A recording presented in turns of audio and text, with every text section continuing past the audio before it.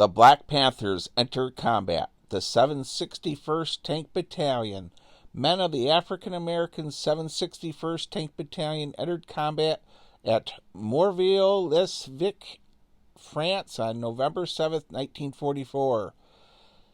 A battle they proved their worth, the first series of hard-fought battles. The 761st Tank Battalion motto was, "Come out fighting," and that they did. From its first engagement from the Belgian town of Morville-les-Vicq in November 1944, and through heavy combat right through the end of the war. But the 761st fight was not just against the Germans. As a segregated African-American unit, it took part in the struggle for racial equality, a struggle in which the men of the 761st, the so-called Black Panthers, would engage for the rest of their lives. Brought into existence in April 1st, 1942, in Louisiana, the 761st Tank Battalion trained amid restrictions and racism of the Jim Crow South.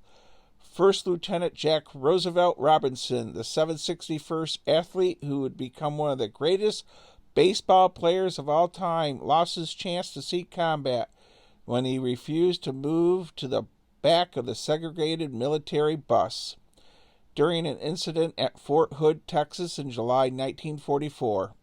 The 761st Battalion's commander, Lieutenant Colonel Paul L. Bates, refused to prosecute Robertson, but his superiors got around that by transferring the lieutenant to another unit, where he was court-martialed.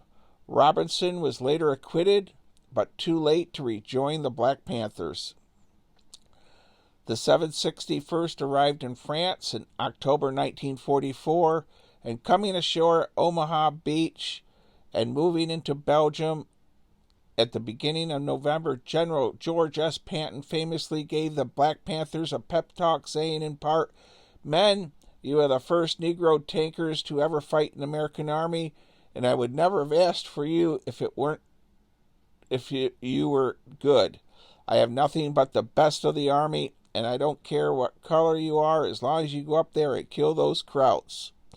And some swear words. So, the Black Panthers received many, many accolades from the United States Army and all that served with them. Thank you for all you did. Sergeant Warren Creasy Sherman was knocked out by German anti-tank gun. Creasy jumped out, took charge of a machine gun on the nearby American half-track, and used it to wipe out the enemy gun crew. He would receive a Silver Star for gallantry in action. Captain Long proudly summed up his pride of the Black Panthers and their conduct. "For God and country, but for me and my people," he said, "this was my motivation, pure and simple. When I entered the Army, I swore to myself there would never be a headline saying my men and I chickened. A soldier in time of war is supposed to accept the idea of dying. That's what he's there for. Live in it and forget it. I expect to get killed, but whatever happened, I was determined to die as an officer and a gentleman. And suppose a snap, it was inferno. My men were tigers. They fought like seasoned veterans. We got our lumps, but we took that town." I'd like to say thank you to the AHEC, the American Heritage Education Center in Carlisle War College. They have been fantastic with helping me produce many of my history videos. Thank you, everyone there, and Mr. Caleb and Dr. Patrick Bratton.